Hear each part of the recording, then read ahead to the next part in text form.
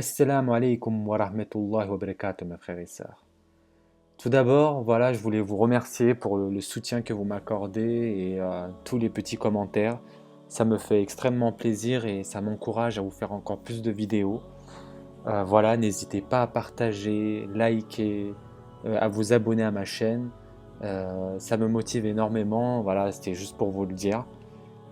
Et continuons donc sur ce. Aujourd'hui, nous allons parler de Bilal ibn Rabah radiallahu anhu. Quand on citait le nom d'Abu Bakr radiallahu anhu devant Omar ibn al-Khattab radiallahu anhu, celui-ci disait: Abu Bakr est notre maître qui a libéré notre maître. Il visait Bilal. Bilal radiallahu anhu ne prêtait pas beaucoup d'attention aux éloges qu'on lui adressait. Il baissait les yeux en disant humblement: Je suis plutôt un Abyssinien. J'étais un esclave. Cet ancien esclave noir, svelte mais grand, aux cheveux crépus et aux petites épaules, qui est-il vraiment? Parlons-en. Donc c'est Bilal ibn Rabah radiallahu anhu, le premier muazzin de l'islam et le contradicteur des adorateurs des idoles. Et puis, qui ne connaît pas Bilal? Franchement, à l'heure actuelle, qui ne connaît pas Bilal radiallahu anhu, alors que son nom traverse le temps depuis le début de l'islam? Des centaines de millions de tous les âges le connaissent. Si on interroge un enfant musulman de n'importe quelle partie du monde: petit enfant, qui est Bilal? Il répondra quoi? C'est le muazzin de l'envoyé. Yani à peu près à 100% sûr qu'il répondrait ça. C'est cet esclave qui est devenu musulman et que son maître polythéiste torturait pour le faire dévier de l'islam. Et je pense que tout le monde est un peu au courant de l'histoire, des souffrances de Bilal ibn Rabah radiallahu anhu. En effet, Bilal radiallahu anhu était un esclave qui s'occupait du bétail de son seigneur pour quelques poignées de dattes. Si ce n'était sa foi en islam, il aurait traversé le temps en inconnu. La couleur de sa peau, sa condition sociale ne l'ont pas empêché d'occuper un rang très élevé parmi les musulmans. Lui le dépossédait de tout. Le fils d'une esclave, on le croyait incapable de la toute petite chose. Mais voilà qu'il osa et embrassa l'islam. Il eut une foi inébranlable, devant laquelle se brisèrent toutes les tentatives de dissuasion. Il subissait la vie d'esclave. Des jours se ressemblaient. Il n'avait aucun droit et il n'avait aucun espoir en un possible lendemain différent. Puis voilà qu'on parla de Mohammed sallallahu alayhi wa sallam devant lui. Les Mécois, y compris Umayya bin Khalaf, ne cachaient pas leurs sentiments envers Mohammed sallallahu alayhi wa sallam. Et ils exprimaient clairement, tandis que Bilal radiallahu anhu écoutait. Il reconnaissait bien l'intégrité de Mohammed sallallahu alayhi wa sallam, discutait de la nouvelle religion, mais la rejetait ensuite. Il disait que Mohammed n'était ni menteur, ni sorcier, ni fou. Cependant, ils avaient peur pour la religion de leurs ancêtres et craignaient que la Mecque perdrait son rôle religieux prépondérant en Arabie.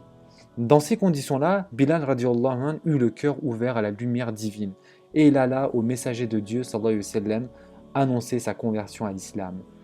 Mais la nouvelle ne tarda pas à faire le tour de la cité. Son maître Umayya vit en cela un affront qu'il fallait effacer à tout prix et vite. Mais Bilal était convaincu et résolu. Il ne céda pas. Il résista à toutes les tortures. Allah Azza wa Jal l'avait choisi comme exemple pour peut-être dire aux humains que la couleur de la peau et la condition d'esclave n'entament nullement la grandeur de l'âme croyante. La liberté de conscience ne peut s'acheter, mes frères et sœurs. Bilal radiallahu anhu l'avait démontré par sa résistance à tous les supplices. On le faisait sortir chaque jour au soleil de midi pour le jeter sur le sable brûlant et le laisser souffrir sous le poids insupportable d'un rocher très chaud. Vous imaginez quand même? Nous, à l'heure actuelle, en été, il fait 37-38 degrés, c'est bon, c'est la canicule, on n'en peut plus. Imaginez-vous le soleil de la Mecque, yani. Ces tortionnaires voulaient le détourner de sa foi, tandis que lui voulait être musulman. Comme sa situation de supplicié durait de plus en plus, et de jour en jour, on lui proposa de dire un mot de bien, un tout petit mot en faveur de leur Dieu, pour faire cesser son supplice.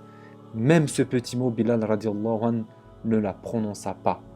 Lui qui pouvait le dire de façon superficielle, sans perdre sa foi, afin d'être soulagé, oui, il refusa de le dire et se mit à répéter son chant éternel. Ahadun, Ahadun, il est l'unique, il est l'unique.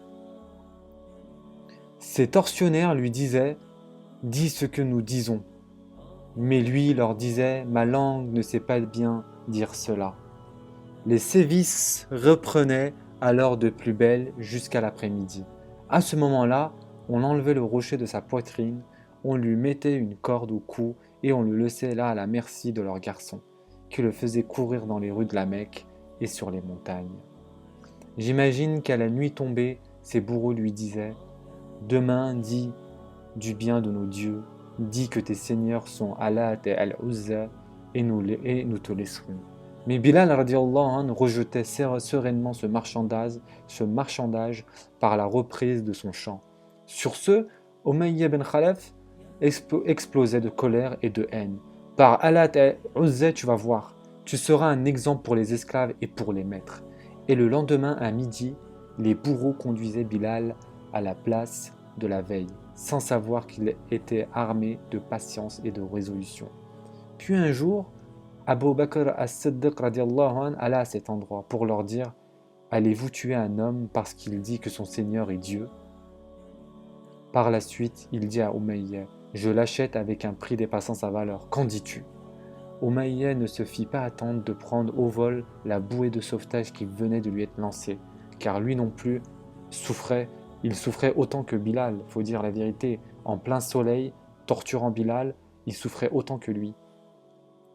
Ayant perdu donc espoir de briser à volonté Bilal, radiallahu anhu, il accepta l'offre d'Abu Bakr. Radiallahu anhu. Il s'était rendu compte que le prix de Bilal était plus profitable que sa mort. Comme Abu Bakr aidait Bilal à se relever, Umayya dit « Prends-le, si tu m'avais proposé un uqiyya, je te l'aurais vendu quand même. » Abu Bakr radiallahu anhu, se rendant compte que ces mots étaient destinés à humilier Bilal, répondit « Par Dieu, si vous aviez exigé 100 uqiyya, je les aurais avancés. » Puis il se retira avec Bilal radiallahu anhu. Puis plus tard, il eut l'exode à Médine et le messager sallallahu alayhi wa sallam décréta l'appel à la prière. Qui allait être le premier muezzin des musulmans? Qui allait lancer cet appel 5 fois par jour? Eh bien, le messager sallallahu alayhi wa sallam allait choisir Bilal radiallahu anhu qui, 13 ans auparavant, avait dit aux polythéistes « Dieu est unique, Dieu est l'unique ». Puis il eut la bataille de Bedr entre les musulmans et les Korachites, qui étaient sortis au secours de leur caravane.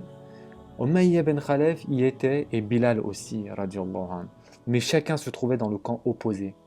Ce jour-là, le chant que Bilal répétait sous la torture devint le slogan menant les musulmans au combat et à la victoire.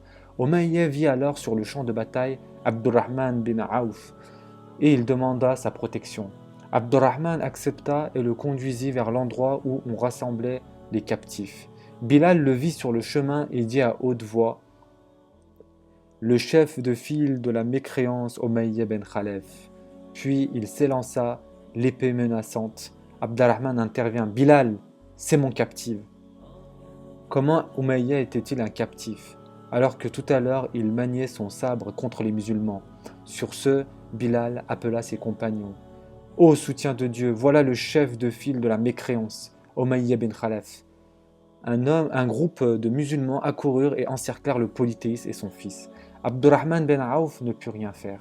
Puis les années passèrent et les musulmans entrèrent à la Mecque en libérateurs. Le messager sallallahu alayhi wa sallam se dirigea droit vers la Kaaba encore encombrée d'idoles. À partir de ce jour, plus de Hubal, plus de Uzza, plus de Lat en ce lieu sacré. Le messager sallallahu alayhi wa sallam entra avec Bilal à l'intérieur de la Kaaba. Puis il lui demanda de monter sur le toit et de lancer l'appel à la prière. Bilal radiallahu anhu monta et lança l'appel devant les milliers de musulmans. Ces derniers reprenaient après lui chaque séquence de l'Ézan, tandis que la majorité des polythéistes étaient dans leur maison. Cependant, 3 notables korachites se trouvaient devant la Kaaba. Abu Sufyan ben Harb, qui venaient de se convertir à l'islam, Attab ben Usayd et Al-Haris ben Hisham, qui étaient encore polythéistes. Dieu a bien fait d'épargner à mon père d'écouter celui-là, sinon il aurait entendu ce qui l'exaspérait, dit Adab. Par Dieu, si je sais que Mohammed a raison, je le suivrai, dit Al-Haris. Quant au rusé Ebu Sufyan, il dit « Moi je ne dis rien.